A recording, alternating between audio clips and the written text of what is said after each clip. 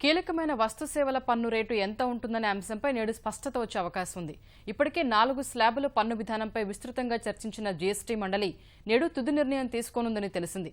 కొత్త పన్ను విధానం అమలుతో ఆదాయం కోల్పోయే రాష్ట్రాలకు పరిహారం చెల్లింపుపై తొలి రోజు సమావేశంలో ఏకాభిప్రాయానికి వచ్చిన జీఎస్టీ మండలి నేడు రేపు మరిన్ని కీలక అంశాలపై చర్చించనుంది. దేశ పన్ను సంస్కరణల్లో అతి పెద్దదైన వస్తుసేవల పన్ను విధానం అమలు దిశగా చర్యలు ముమ్మరమయ్యాయి. ఈ మేరకు ఢిల్లీలో 3 రోజుల సమావేశం నిర్వహిస్తున్న కేంద్ర ఆర్థిక మంత్రి అరుణ్ జైట్లీ నేతృత్వంలోని జీఎస్టీ మండలి తొలి రోజు కీలక పురోగతి సాధించింది. వేర్వేరు వస్తువులపై 6, 12, 18, 26% మేర పన్ను విధించే 4 స్లాబుల విధానాన్ని పరిశీలించింది. నిత్యావసరాలపై తక్కువ రేటు పన్ను, విలాస వస్తువులపై ఎక్కువ పన్నుతో పాటు అదనపు సుంకం వసూలు చేయడంపై విస్తృతంగా చర్చించింది. ద్రవ్యోల్బణాన్ని అదుపులో ఉంచే లక్ష్యంతో ఈ మేరకు ప్రతిపాదనలు చేసిన కేంద్రం ఆహార ఉత్పత్తుల్ని జీఎస్టీ నుంచి మినహాయించాలని, నిత్యావసరాల్లో కనీసం 50% వస్తువులకు పన్ను నుంచి మినహాయింపు ఇవ్వడం లేదా తక్కువ పన్ను రేటు విభాగంలో ఉంచాలని సూచించింది.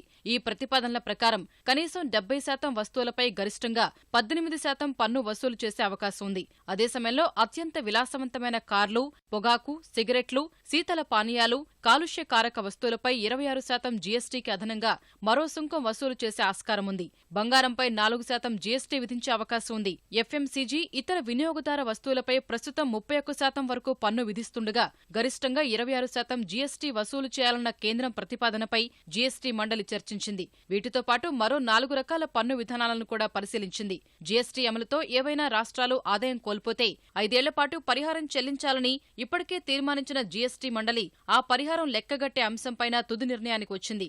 2015-16 ఆదాయాన్ని ప్రాతిపదికగా తీసుకుని ఆ మొత్తంపై 14% కన్నా తక్కువ వృద్ధి చెందిన రాష్ట్రాలకు పరిహారం ఇచ్చేందుకు అంగీకరించింది. పరిహారం చెల్లింపు కోసం 50,000 కోట్ల రూపాయలతో ప్రత్యేక నిధి ఏర్పాటు చేయాలన్న కేంద్రం ప్రతిపాదనపై జీఎస్టీ మండలి చర్చిస్తోంది.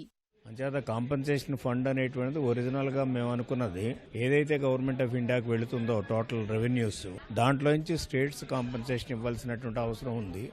అది అవాయిడ్ చేయడానికి ఏం చేస్తున్నారంటే కాంపెన్సేషన్ ఫండ్ అనేటువంటిది ఒకటి క్రియేట్ చేస్తున్నారు. దానికి ఏదైతే 26% స్లాబ్ ఉందో అడిషనల్ గా సెస్ వేసి ఆ సెస్ ని కాంపెన్సేషన్ కిట్టీలోకి తరలించాలనేటువంటి ఆలోచన చేస్తున్నారు. దాని మీద కూడా డిస్కషన్ అవుతుంది. గతంలో కేంద్రం ఏ స్టేక్ హోల్డర్లకి, రాష్ట్రం ఏ స్టేక్ హోల్డర్లకి డీల్ చేయాలనేటువంటి విషయంలో పేచిపడ్డది. ఆ సమస్య ఇప్పుడు పరిష్కారం కావాలి. ఏప్రిల్ 1వ తారీఖు నుంచి ఇంప్లిమెంట్ చేయాలి కాబట్టి విధి విధానాల రూపకల్పనలో ఇప్పటికే డిలే అవుతా ఉంది కాబట్టి ఆ విధి విధానాల రూపకల్పన అంతా కూడా ఈ 2-3 రోజులనే జరగబోతూ ఉంటుంది.